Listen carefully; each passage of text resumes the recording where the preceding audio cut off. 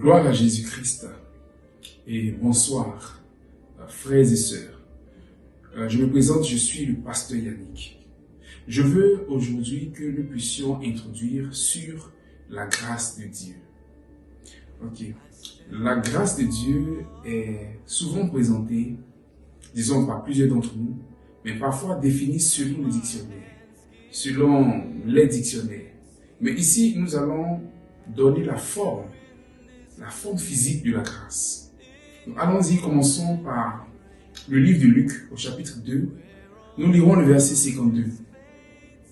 Et Jésus croissait en sagesse, en stature et en grâce devant Dieu et devant les hommes.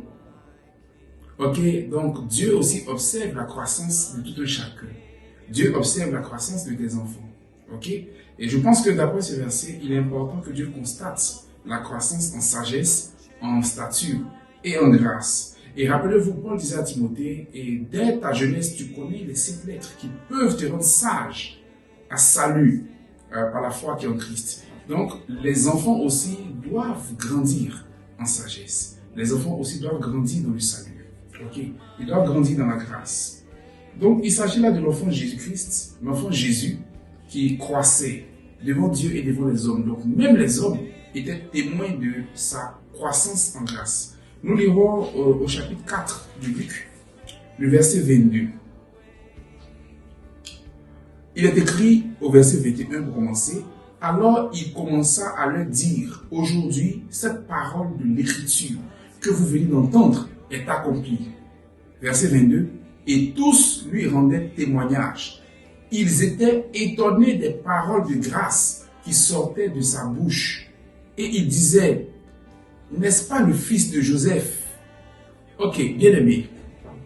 Voici que Jésus, depuis sa tendre jeunesse, il est dit qu'il croissait en sagesse, en stature et en grâce devant Dieu et devant les hommes. Et j'ai expliqué que c'est important de permettre à ton enfant de grandir ainsi. Mais dans sa croissance, dans son âge adulte, il est dit que les hommes étaient étonnés des paroles de grâce qui sortaient de sa bouche.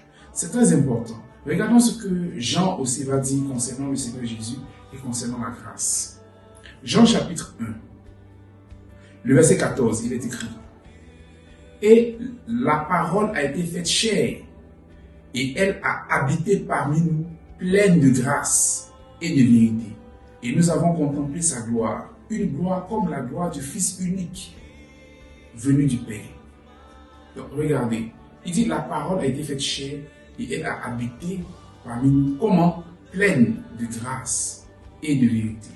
Et Jésus plus tard il a dit, je suis la vérité, je suis le chemin, la vérité et la vie. Donc il peut aussi dire, je suis la grâce. On comprend?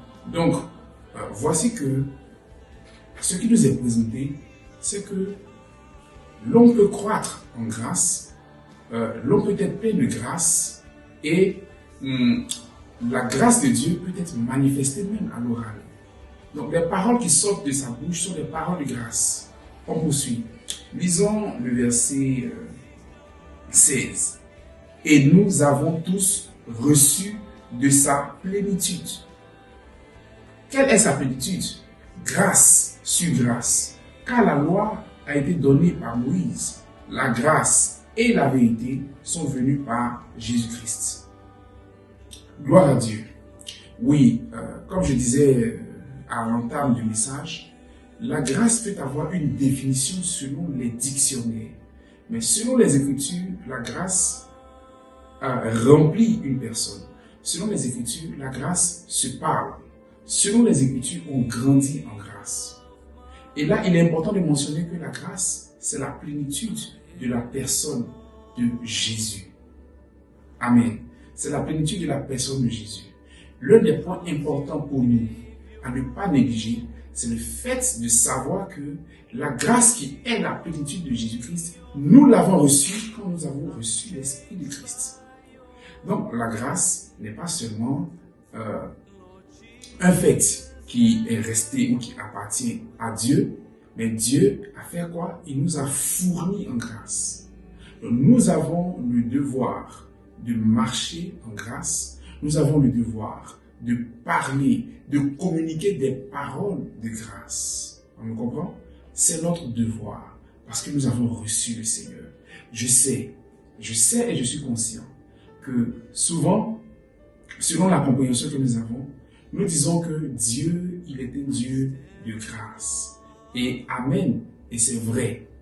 Mais quand tu dis que Dieu est un Dieu de grâce, ça veut dire que Dieu t'accorde, il m'accorde, ou encore Dieu t'a accordé la grâce.